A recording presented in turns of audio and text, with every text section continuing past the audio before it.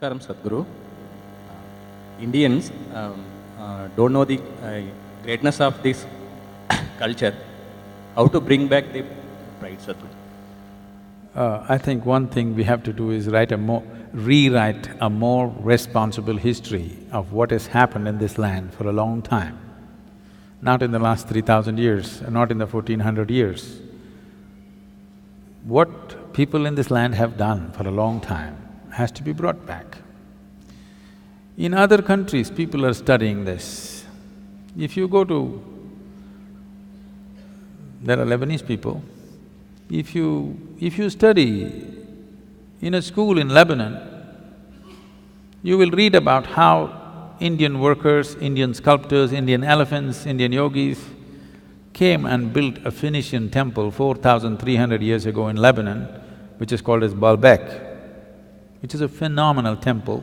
4,300 years ago, some of the foundation stones are over 300 tons and there is no granite in Lebanon. They transported it all the way from Egypt, across the canal and up the mountain and put it up there. Indian elephants, workers and sculptors worked. The proof, there is enough proof, but one proof is visually hanging there is lotuses in the ceiling.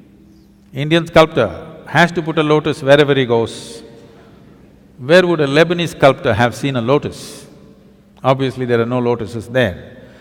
So, how many Indian children forget about children, how many Indian grown-ups have heard about this? No.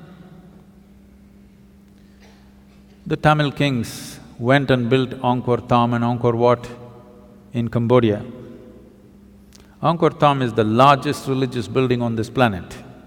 The intricacy and the engineering, the sheer design and engineering of how these temples are built, if you go and see, you will feel proud of being a human being, because if human beings can think something like this 1,000 years ago and manifest it, it is too much.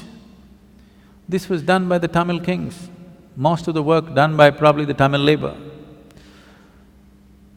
From first standard to 12th standard, does any Tamil child even read a line about this in their history book? No.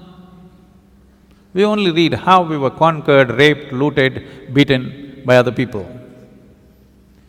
Then if there is no pride, why would you want to recreate it? You need to understand this. A culture or a nation is just an idea. When human beings take this on as an identity, attach some pride to it, it burns through one's mind and into his heart. Now he wants to protect it, rise it, keep it clean, keep it wonderful. If you do not build pride into it, then people will want to avoid it. Everybody will want to avoid it. Now, whatever you think is most successful in the world, you will want to imitate that. Today, our idea of success has become purely economic, not aesthetic, it is not intelligence that we value, it is not wisdom that we value, it is not beauty or aesthetics that we value, it is not spiritual attainments that we value. Who is the big man in Coimbatore, if I ask? People will only name the richest man in the town. They will not name the wisest man in town, the most beautiful man in town, most meditative man in town. No, the richest man in town is the biggest man. So who is the biggest whatever? Whichever is the richest nation, whichever is the richest culture, power and money have become the highest goals, which itself is a very rudimentary way of looking at life. Because of that, right now, I promised the American meditators, next 2 years I'm going to invest a lot of time in United States, because knowingly or unknowingly, they have taken on the leadership in the world. No sense? See, if all the American people wear blue workman's clothes, half the world is wearing Americans' workman's clothes. You just go to any city, Mumbai or Chennai or Bangalore especially, you look down below the knees, more than 60% is wearing blue denims. When we have the most intricate weaves, there are over 120 weaves in the country which are unique and many of them are dying. No other culture on the planet has the variety of weaves that India has. All of them will die. Chinese silk is going to kill it unless all of you ladies make at least 20% of your wardrobe into handmade Indian weaves.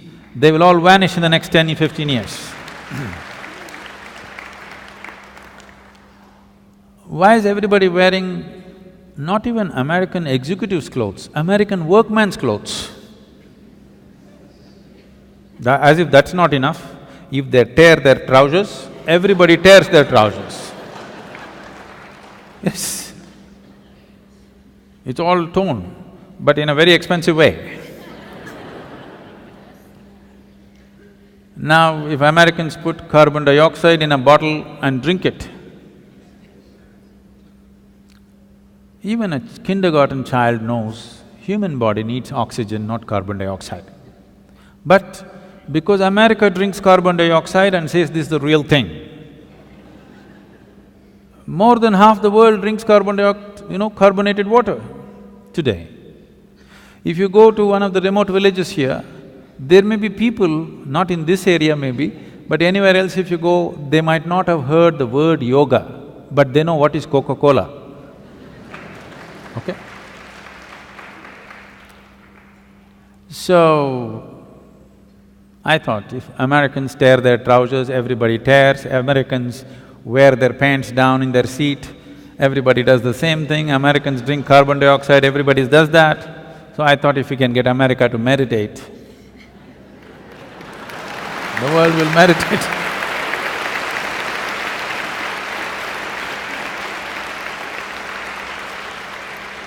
So, we are doing a little bit of a big push in the next 2 years in United States. We want America to meditate.